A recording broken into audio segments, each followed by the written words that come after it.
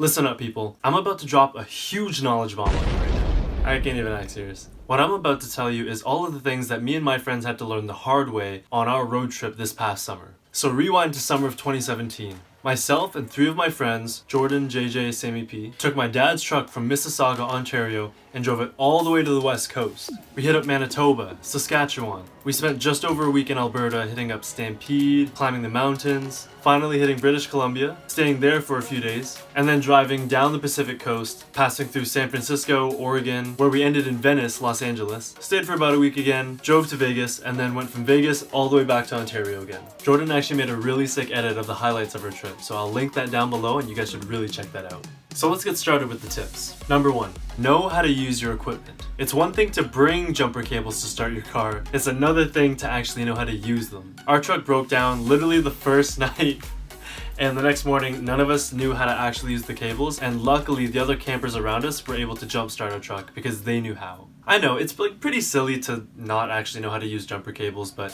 we didn't even think of that. We were just thinking, let's bring them, let's bring everything we need, and we'll be fine. And we did try to Google how to use them, but it was, I don't know, for whatever reason, we just couldn't figure it out that well, and we weren't that confident, especially with that much electricity. Number 2, shelter your belongings overnight. Now I know this is also kind of like common sense, but we went camping, we jumped in the lake, and we put our clothes up to dry. We hung them between trees on ropes, and overnight it poured on us so bad. In the morning all of our clothes were damp. We were trying to get out of there in a rush, so we just had to throw everything in plastic bags, but it was just way more of a hassle than it needed to be. Number 3, connections can do wonders for you, so use them. In Alberta, we would always go to this McDonald's because it had Wi-Fi, so we would plan out where we're gonna stay, how we're gonna get to places, attractions to see. And this one time we were looking for a place to stay, but we were trying to spend as little money as possible. And all of us, our group, went to Western. And this guy across from us in the McDonald's was wearing his Western varsity jacket. So we told him that we went to Western and we were all cheerleaders. And he ended up helping us out and giving us this map of Crown Land where you can just park overnight and not get charged with anything. The second example for using your connections was our brakes. I don't know how this happened, but our brakes had 0 brake pressure by the time we hit Regina, Saskatchewan. I don't know how we made it from Ontario to Saskatchewan with basically 0 brake pressure. It was weird. You could floor the brake pedal and not stop. Pretty dangerous. Anyways, we go to this mechanic shop and they offer to look at our truck in about an hour. And we say, okay, that's not bad. And the lady at the counter starts talking to us and she goes, oh, where are you guys from? And we said Mississauga.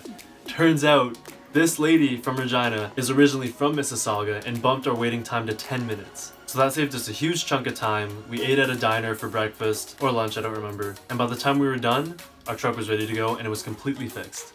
Number 4, do your research ahead of time. I would say we probably spent at least like 2 to 3 hours minimum each day in that McDonald's just trying to plan out our days. And it could have saved us so much more time. We could have been exploring nature, done more mountain climbing, gone exploring the city, literally anything, but we were stuck in that McDonald's trying to plan out our trip because we were too lazy to do it beforehand. I mean, we had a general outline, but when it came down to the specifics, we had to get that organized for each day. So do your research. Number 5, plans will change constantly, so don't panic or act too quickly. So Jordan and I, we were asked to be stunt extras in this Disney movie that was back in Ontario, and we were in Alberta at this time. And they kept giving us dates to fly back at, but they kept saying it was tentative. So since they said that, we didn't buy tickets because we wanted to wait till closer to the time.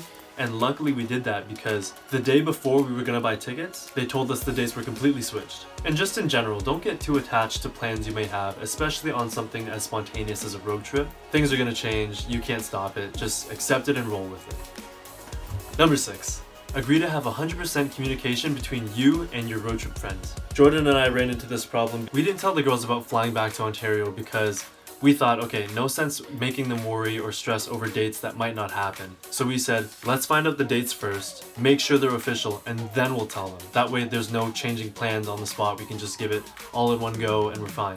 Unfortunately for us, Jordan and I didn't find out the dates we were supposed to leave until about a day or 2 before we actually had to fly out. So we kind of snaked them there a little bit, and we definitely got into an argument there, but it's all good now, we're still friends. Bottom line, just get it all out on the table. Things can be figured out, things can be worked around, but don't keep secrets from each other.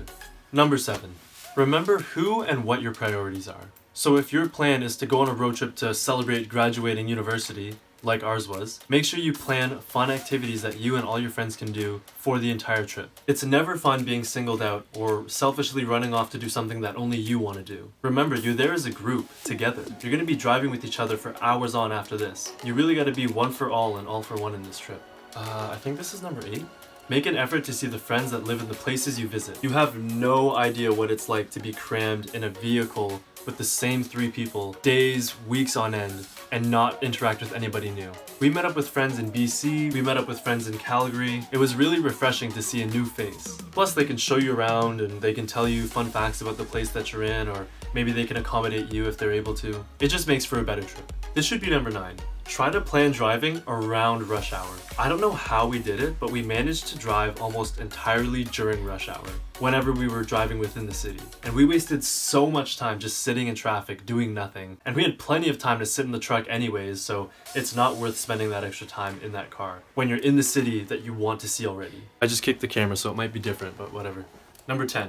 If you're driving a really big vehicle, look into parking spaces prior to getting there. So we drove this big GMC Yukon XL, and it had a Thule on top that we could store sleeping bags in and stuff like that, light stuff. And it was great, but the only problem was that we wanted to go to this Target, I think it was in Oregon, and it only had underground parking that was too low for our truck. So we had to fully bypass that and drive another like 30 minutes to an hour just to get to the next grocery store. And also at the hotel that we stayed in, they had multiple level parking, but we couldn't get in because our truck was too tall. So we had to go park it a couple hundred meters away in this random other parking lot. Number 11? I'm actually pretty confused as to the numbers because in my blog post I didn't number them and I'm too lazy to number them now, so keep an active list of who owes money to who. I'm talking the date, what it was, who's going to be splitting it, who originally paid for it, every detail, because at the end of the trip, when you're paying each other back, let's just say a couple hundred, or maybe 1,000 if you guys are ballers, I don't know. You're gonna wanna know the very detailed specifics. Number 12, keep your body feeling good. Stay hydrated, stay nourished, do some exercise. It's all gonna be worth it because you're gonna be stuck in that car for hours on end, not being able to get up and run around. And if you feel sick in that car ride, you can't really go anywhere. At one point in the trip, I decided to eat off a full container of Pringles, as well as a 3-pound bag of sliced meat and a bag of carrots. And I felt so bad. I don't know what made me think I could do that, but it was not worth it. Just remember, prioritize feeling good. Okay, so those were all tips that I thought of during the trip. Now I'm gonna give you some extra tips that I thought of after. Number 1, vlog the entire thing, or at least take tons of pictures. I can't tell you how many times I look through the pictures or I watch Jordan's highlight video because I literally relive it when I do those things, and it's so much fun. And if you don't care and you're all about being in the moment, that's cool too. Just don't be mad when it's over and you can't remember the trip. Extra tip number 2, really focus on being minimalistic when packing. I thought I was packing very little, and I still was, but realistically I would wear the same joggers, and it was this sweater actually, pretty much every day. We didn't have access to showers, so we didn't really have to change. It's all about comfort, so I would revert back to all my comfy clothes because that's what you want to be in when you're sitting in a car for a long time. And it's just easier. And that's about everything I learned from my road trip. Comment down below what you guys have learned from your road trips, or if you experienced and learned any of the same things that we did on our trip. I really hope that this helps you and prepares you better for your road trip.